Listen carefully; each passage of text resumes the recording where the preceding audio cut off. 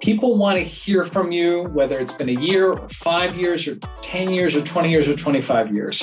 And if you're looking to make some type of decision in your career, or if you're looking to grow your practice, or whatever you're looking to do in your own professional development, widening the scope and sphere of people you interact with is a good thing.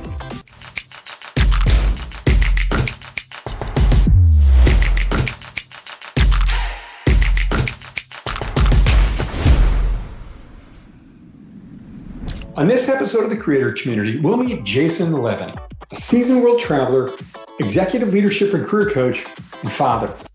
We'll learn how Jason discovered the power of staying connected and reconnecting to so many in our lives, and what we can all do to overcome the awkwardness of reaching out after we've been out of touch for some time.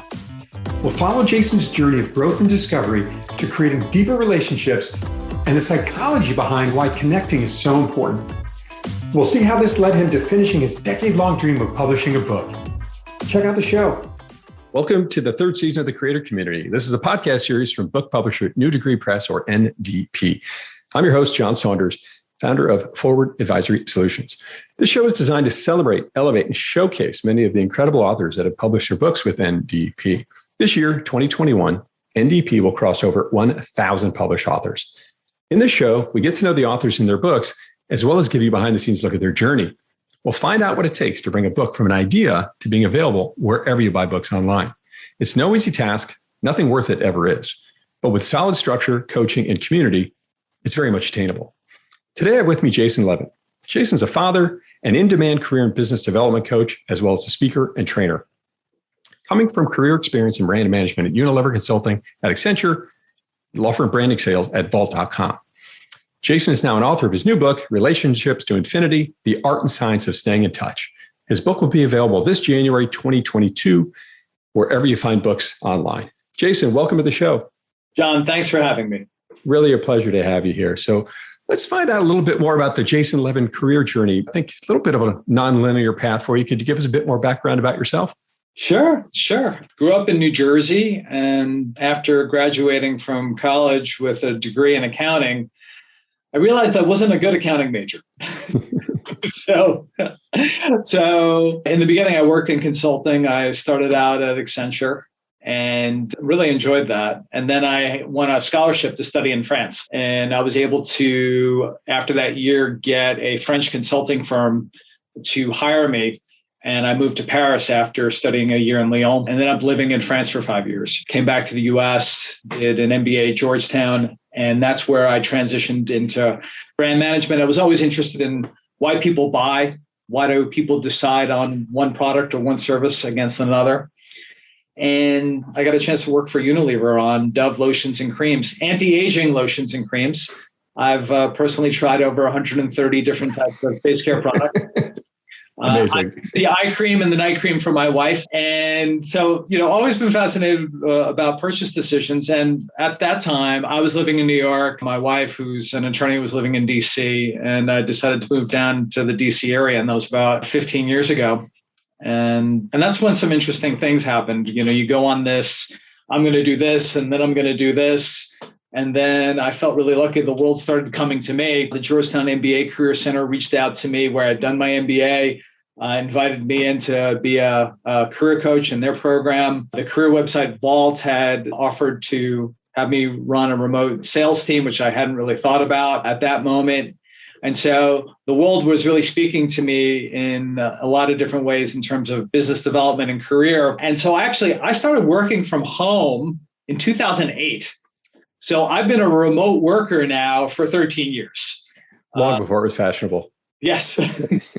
And then I got into coaching, speaking, and training about a little over 10 years ago. And it's just amazing how all those different career experiences, now I live every day. And it's been a great ride. I really enjoyed it.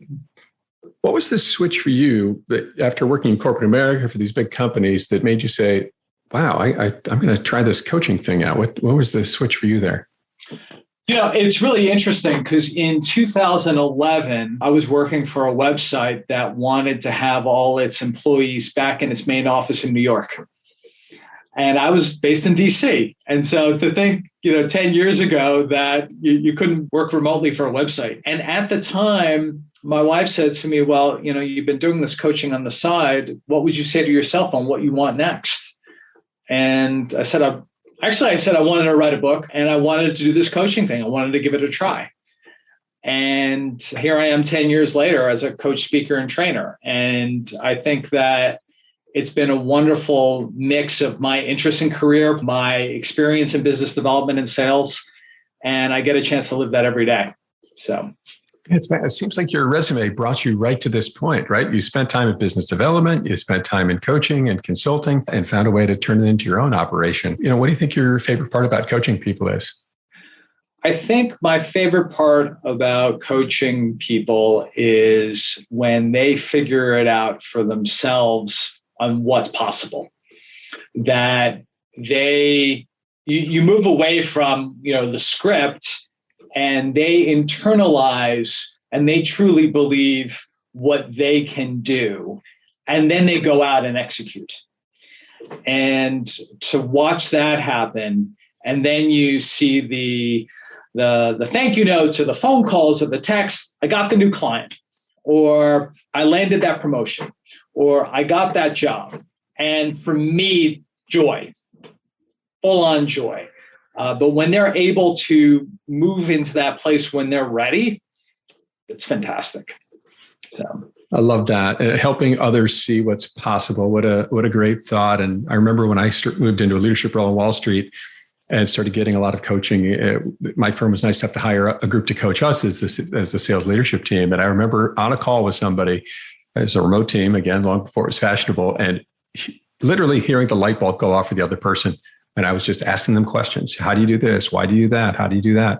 What's working so far? And hearing, you could almost see it. It was on the phone, right? You could almost see the light bulb going off above their head. Oh my gosh, I've got it. So that really resonates with me. I appreciate that. Yeah. So you spent some time in France, and I think you told me the number was you've been to 30 different countries. Is that right? Yeah. Yeah. Where did this travel bug come from? Well, when I was in high school, my father was working in the garment center in Midtown Manhattan, and he had experienced unemployment during the recession of 89, 90. And at that time, I was supposed to go on a trip to France with my high school French club.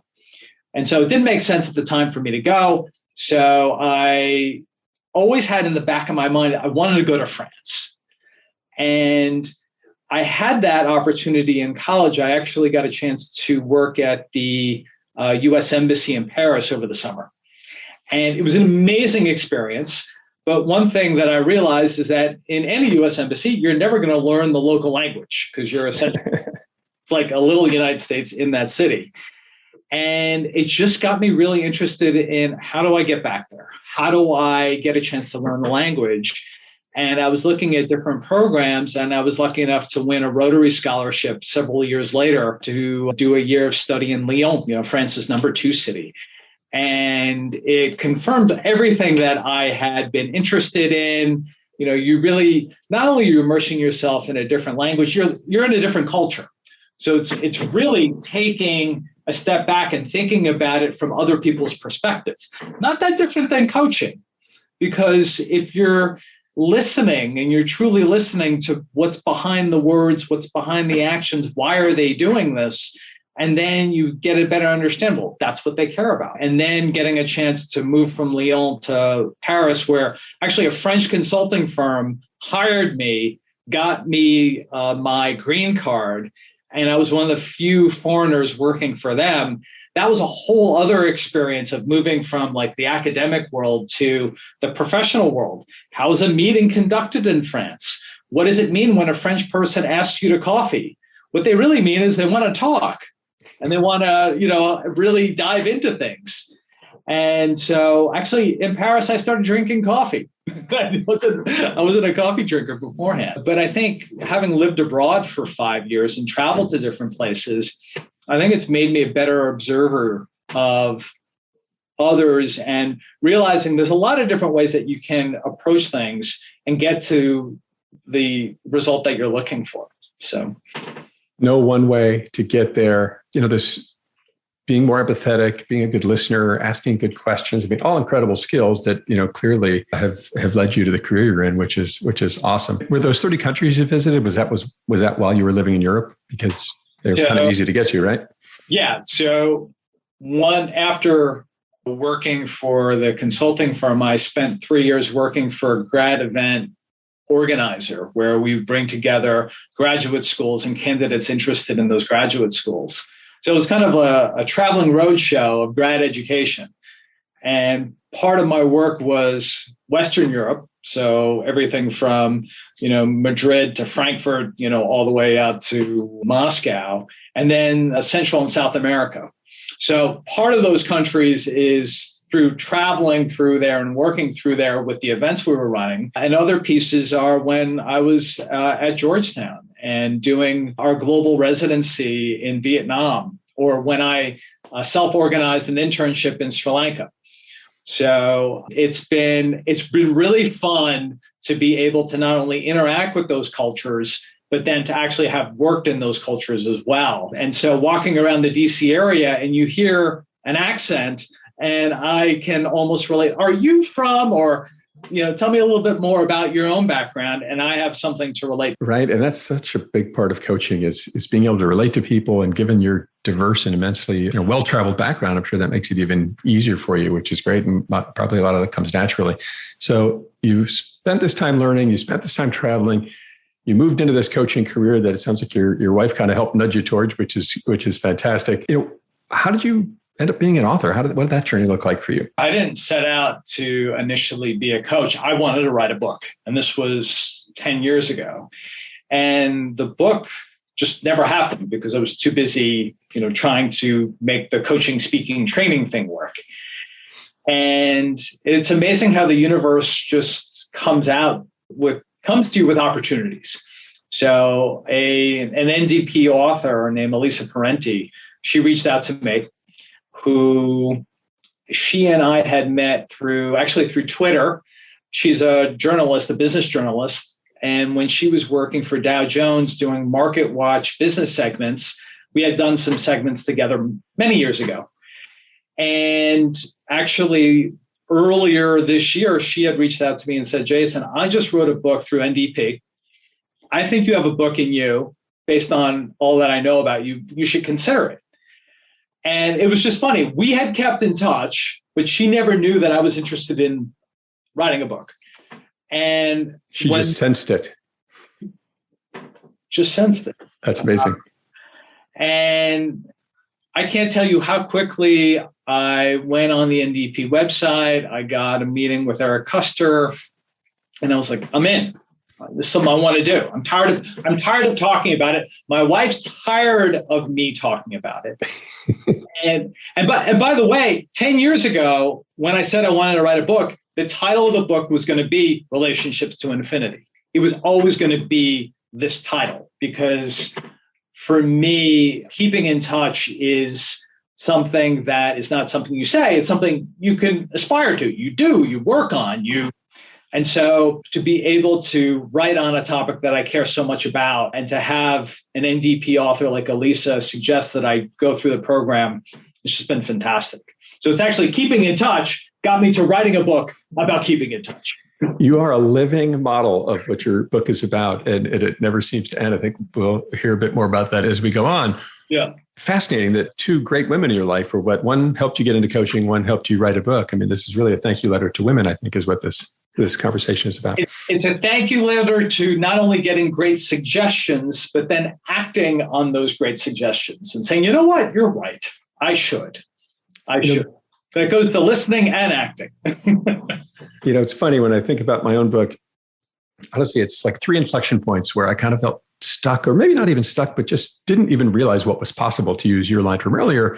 And I went to a friend, a mentor, and said, hey, or a manager, and said, hey, I'm not sure what to do here. I feel a little bit lost. What would you do here if you were me? And, they gave me great advice to run on. I did it and ran with it, and it ended up, completely changing the trajectory of my career in a positive way. And I'll never forget those moments. And I've reflected on those a few times. And someone said to me, they're like, yeah, you not only asked me advice, but you did something about it, right? Getting advice is great, but if you do nothing with it, it just sort of dies on the vine. Always in the execution. always in the execution. That's the hard part. Innovation, the line I've often heard is 10% idea and 90% execution, right? Is something like this. Yeah. So thinking about your journey, you're a busy guy, you've got this business, you've got a family. How did you fit the book into your life? For others out there who might be thinking, I don't have time to write a book. It doesn't seem like you would either. Jason, how did you get that done? Carving time and then that's something that I thought a lot about. And, you're talking to somebody that's a recovering night owl. And I was actually finding myself waking up at 7:30 in the morning on Saturdays and Sundays so that I could hit my weekly Word deadline with my editor. And it was great. I brew a cup of coffee. I would go downstairs, where nobody could hear me, and I'm turning on either Tom Petty or U2, and I'm just writing. And I think that getting into that habit was the hard part, because once you block the time, you actually need to say, all right, this time is blocked. I need to do this activity where I'm blocking the time. So it's even like a step further. It goes beyond even blocking time. It's acting on that time block. And, 1 week turned into 2 weeks, and then 1 month turned into 2 months. And I'm like, there's more words. Like, this is great. It's growing. It's starting to look like a manuscript. Oh my God.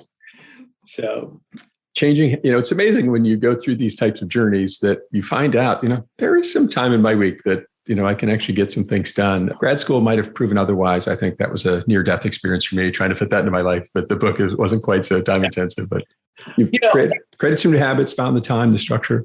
Yeah. And having that community and having that structure was super helpful. So the writing was on weekends, but then I still needed to interview my subjects during the week, and being able to block that time. And actually it was so much fun to interview the myriad of people that agreed to be interviewed for the book. And for me, that was super fun, diving deeper into people's experiences and how they went about things, and, going beyond the puffery of that 30,000 foot, advice you normally get, which was, exciting. So that's awesome. Well, let's dive a little bit more deeply into the book, Relationships to Infinity, the art and science of keeping in touch. Why is this a topic? What's it about? What is the art and science of staying in touch? So for me, the art and science of staying in touch is about connection and reconnection, and living at the intersection between the two. And so one of the reasons I wrote this book is that there's all this advice on networking out there, which makes people's eyes glaze over. And the critical piece that I have seen in my talks and in working with the wonderful clients that I've had a chance to work with is that they forget the people they already know. So one, they forget the people they already know. And then two, they have an amazing amount of angst about getting back in touch with people they already know. And I was like, why is this happening? And I felt like year after year, rinse and repeat, I'm working on these types of topics. I said to myself, there's something more. There's got to be something more behind all of this. And there's got to be a better way to go about connecting and reconnecting. And so that's why I wrote this. So the seeing it in your own practice, your own life, people, and I get that, right? You've known someone for 5, 10, 15 years, and you're like, oh gosh, I haven't reached out to them in 2 years. Now I feel awkward doing it or something like this. Yeah. So, you did a lot of research around the book, Jason. Why is that awkward, or why is that so hard for all of us? So there's a couple of reasons. Having spoken to several therapists on the topic, there are these stories we tell ourselves, months, years, on why they don't want to hear from me or you, and what will not happen when you reach out to them. So all in our own heads. All in our own heads. It shows that, one, there's an amazing amount of stories that are not true that we tell ourselves.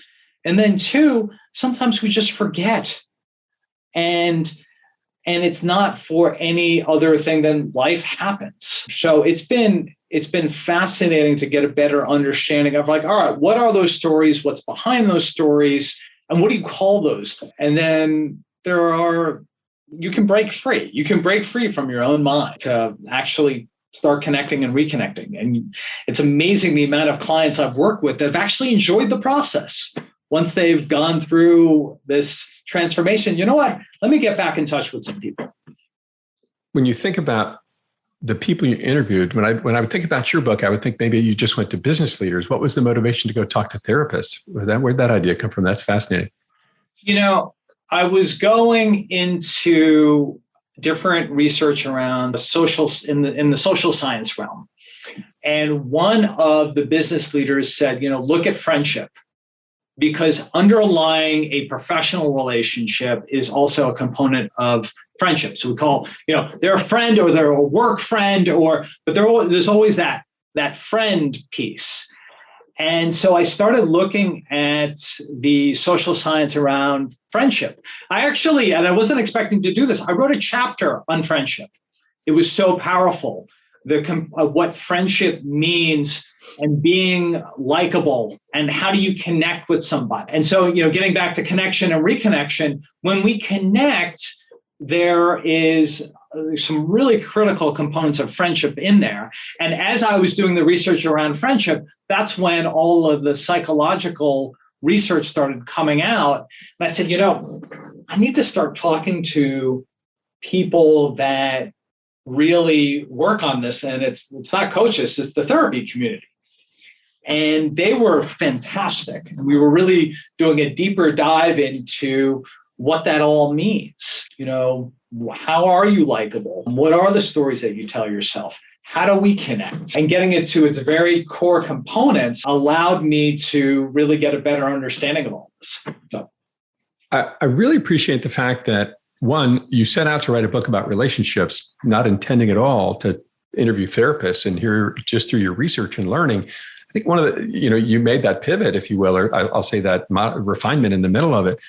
What's fascinating about the story and what's so interesting about the book journey is so many people think about it as writing an output. And in so many ways, it's about, especially the way that the coaching program goes, it's about you learning and finding new ways. And as you learn, right? You uncover a new stone and you learn something new, and it sends you off in a new direction. And it, as you said, it created a whole new chapter. I love that. So it's been a journey of not only writing, but also learning. What were some of the key elements of friendship that you learned about? So that one was time. So there was research done. There's a certain amount of time to go from a casual acquaintance to a friend to a best friend. And to get to that best friend piece, it took like 200 hours of interaction to become a really, really close friend. So if you think about it, it's not that uncommon at work that you become friends with somebody, you become friends with a client because you're interacting with them so much. So that defines its classicness as friendship. And so you think about it, it takes so long to actually get that connection that if you move on to something else, like it's not that the connection is lost, that friendship is still there. You're not in touch. So I think that one aspect about friendship was really interesting. The second is around reciprocity. So the notion that we agree to be friends, or that I'm calling you my friend, and the friend is saying, you know what, you're my friend also. And so there's this almost a contract component, verbal, of course, between people. Yes, we're friends. And so it was fascinating that part of friendship is time and frequency of interaction. And then the other piece is giving it, yeah, we're friends. Or let me introduce you to one of my friends, and having that reciprocal relationship. So that it was really interesting because and then it also, in talking with the therapist, and I think this ties back to the last 20 months of where we've been isolated, why we're so unhappy is because we can't spend time with our friends.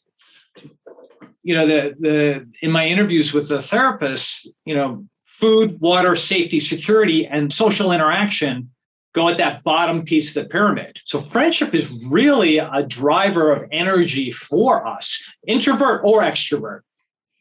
And I think that was another piece that in my interviews, both with business leaders and with folks in the therapy community, is that regardless of your personality type, you still need social interaction. how you respond to that social interaction afterwards, whether you need downtime and quiet or you need more of it, is based up to you. So yeah, friendship's a really big deal. And it sounds so simple, but it's so hard to sort of manage all these things in your life. I was interested to see after we've sort of started to come back out of our shells from quarantine, and I've tried to put together some sort of small friend gatherings. And I had one friend, opt out of a thing I thought for sure they would attend. And I kind of pressed them on it. And they, I think sort of living in this weird isolation thing kind of even pushed them further into their shell. Yeah. And I think they're probably not unique in that circumstance. So friendship is a key part to this story. What are some other key pieces to relationships into infinity, Jason? I think another key component to this is just finding time in your calendar. Time to reconnect. And how do you think about blocking time to make this a priority? So either you let your calendar happen to you, or you can be more intentional about your calendar. And one of the great things that I found in my interviews is that people have different ways of doing it. One of the people I interviewed, she does it on Friday mornings. And she has a little note in her calendar for half an hour. It's called CC, connection calls. And this was somebody that I had worked with that was not a natural keeper in toucher. Even though I had a wide array of relationships and people, appreciated her and honored her and trusted her, but keeping in touch wasn't on her radar. And once she decided to make it an intentional priority, then it got on the calendar. So I think, in our busy lives, it's not like you and I are in college anymore, and it's so easy to just go out with friends because we have all the time in the world. So I think time management is a real critical component to keeping in touch back on people's radars. Right. And I appreciate the fact that much like getting your book done, it's not about, taking every hour you have in the day. It's about carving out specific time each week to focus on it. And as you said, it's 30 minutes for this one person that you work with. Any other strategies you might offer for people out there to try to stay in touch and overcome that awkwardness of making that first outreach? I think that you start with the people that you want to get back in touch with most, and you start with that list. And then the piece that really struck me was share a memory about them. So there's a lot of research. And actually, there was an article on this in the Wall Street Journal last week on nostalgia and how nostalgia plays into friendship. And so actually developing out a list of people you want to get back in touch with and what do you remember about them. So actually sharing memories is a personalized experience that allows for you to connect and reconnect with someone and shows and rekindles what that friendship was all about. So, it's looking at, or, it's listening to a song and you're like, wait a minute, we used to listen to that song when we were working on blah, blah, blah. Or it's you're at a restaurant, like, wait a minute, we used to order this meal together when we had to. And so taking those moments in time and sharing that with people, because often the one thing I get from clients is, I don't know what to say. I don't know what to say. It's been 5 years. It's been 10 years. And it's like, it's not what you need to say. It's what you need to share. So once I've found a good way to connect through nostalgia, through bringing back some fun memories I've had with that person, what if, God forbid, they respond, Jason? What do I do then? Well, it really comes to what you're looking for. Are you looking to just do a quick hello and a quick text or a quick direct message, and that's fine? If they're not in the same city as you, are you looking to do a Zoom or a phone call, or do you really want to see them? And then you need to leave it to the other person to see where they're at also in their own mind. And that's just the function of logistics. Okay. I'm free here, I'm free there. Let's go for a walk in the park. Or, you're 3 hours behind. Why don't we do a phone call after, I put my kids to sleep or something like that. It's funny how much Zoom has become a part of my life with friends in this last, year and a half, 2 years, as I've had some friends that have kind of moved around the country, and, I'll have like 2-hour Zoom calls sometimes on like a Saturday night or something, just like we're hanging out as neighbors again, or, buddies in the same town. And it's fun, interesting how that's worked out. So social interaction, engagement is such a core part of our essence as humans. Sometimes we get sort of jammed up about doing it, but this outreach is not so hard. Find a common memory, find a way to reach out to them and reconnect. Have you seen this? How have you seen this play out? Can you share a story about where this has played out for clients and how it's helped them out in their lives or careers? Sure. So I was working with a partner in a law firm and started going through, okay, what's your practice look like? Who are your clients? Who are your past law school classmates? Who are your past colleagues? And we started to work through, okay, so you have a whole set of clients that you need to get back in touch with that are no longer at those organizations. And so he developed out a list of like 5 or 10 people and started doing that over 3-6-month period.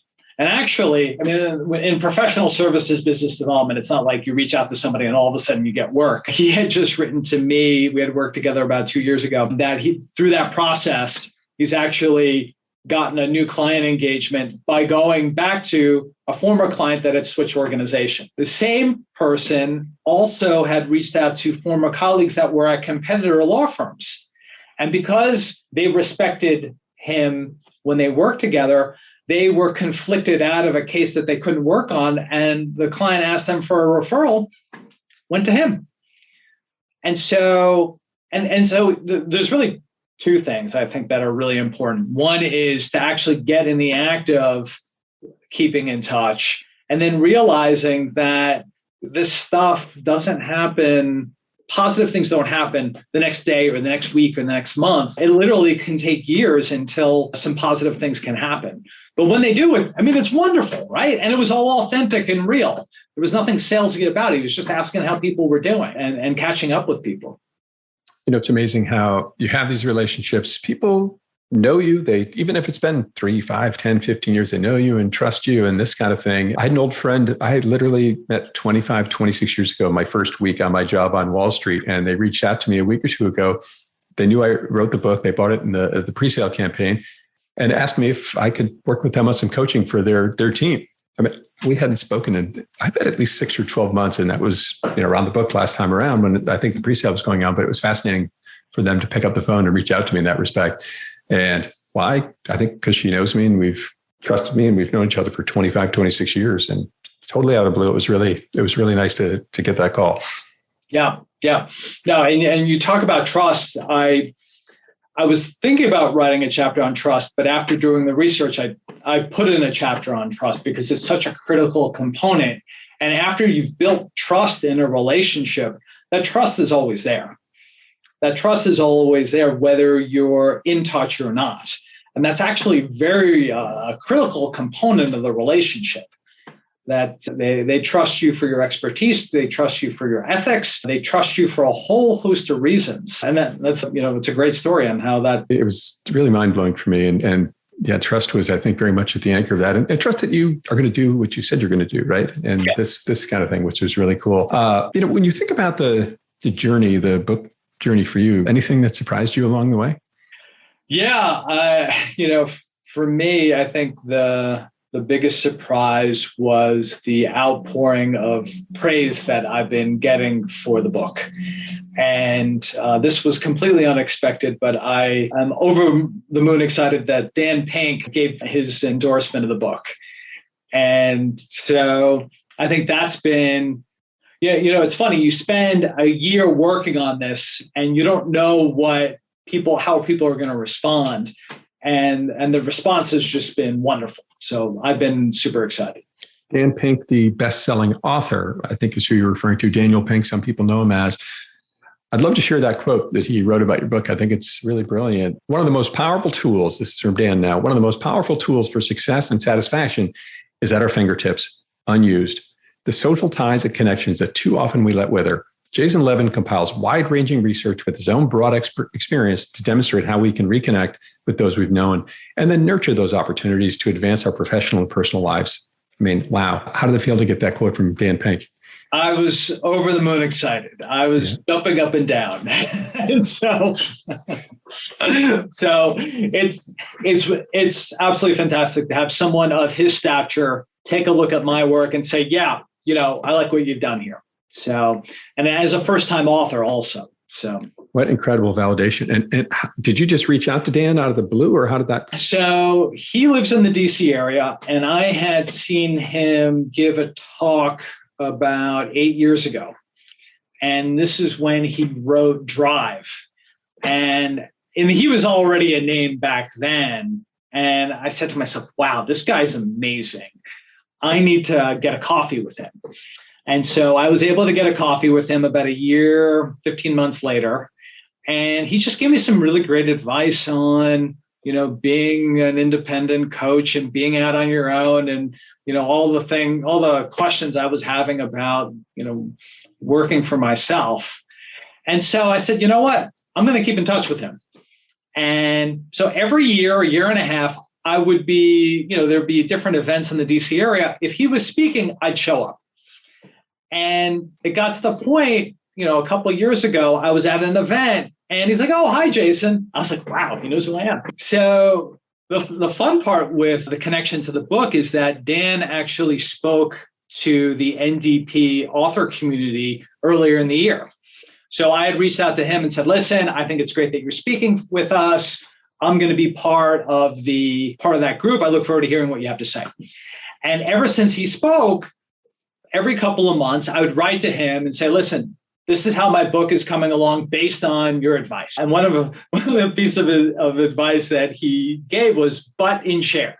Have your butt in your chair and keep writing. Goes back to like time management, right? And blocking the time.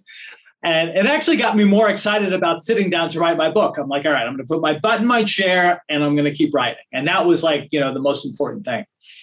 So all of these interactions, I finally got to the point where I'm like, okay, let me see if he might be interested in this. I mean, he probably gets, millions of these types of requests. And I wrote to him and he wrote back to me same day, sure, send it over, show me what other people are saying about the book and give me a generous deadline. And it all worked out. So I'm excited. So meeting Dan Pink 8 years ago and staying in touch with him, dare I say, led you to getting a beautiful quote for your book. Well, that is a fantastic story and a living testament that your process, your system works, right? Just keep in touch, John. That's it takes work, but if you keep in touch, good things happen. That's awesome. And, I love that his advice was similar. This whole about writing, the books don't write themselves. So you got to log the hours in the chair. Yeah. Speaking of all of these things and getting the book done, have you found any ways that the book has changed you?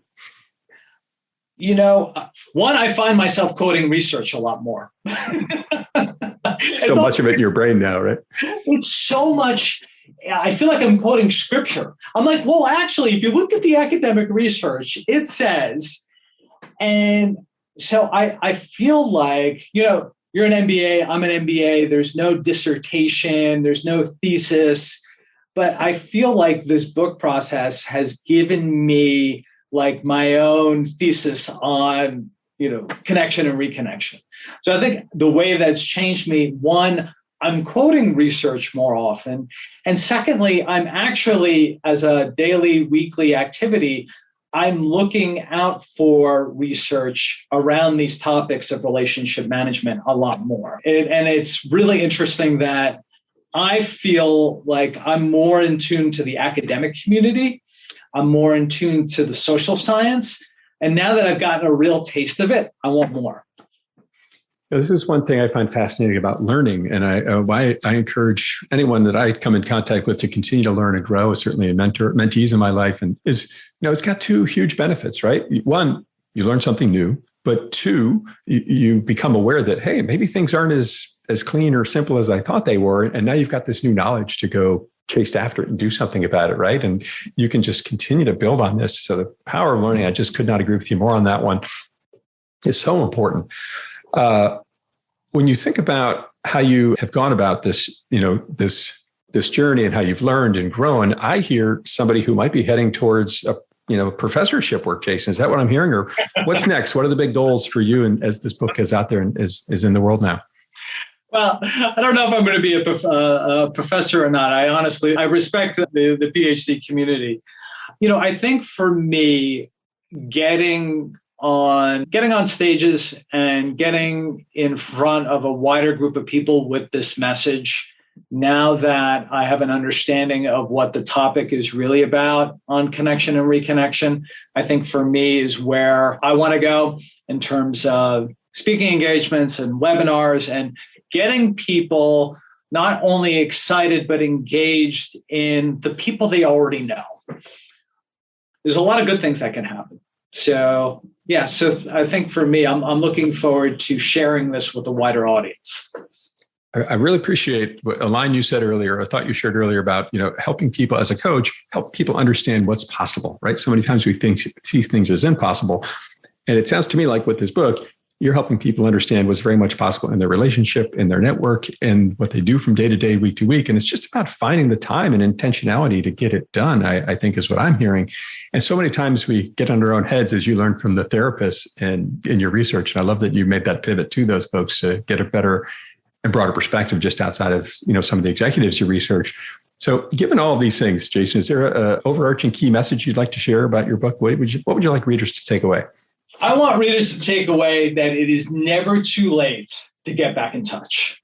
It is never too late to get back in touch. People want to hear from you, whether it's been a year or 5 years or 10 years or 20 years or 25 years. And if you're looking to make some type of decision in your career, or if you're looking to grow your practice, or whatever you're looking to do in your own professional development, widening the scope and sphere of people you interact with is a good thing. It's a really, really good thing.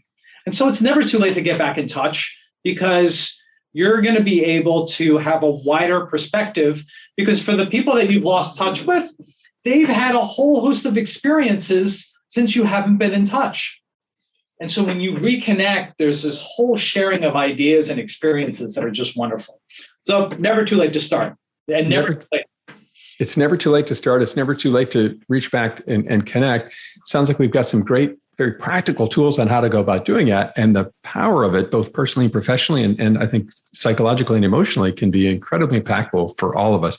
What a fantastic story. What a fantastic book filled with lessons on this journey, how to go about doing it, and really why.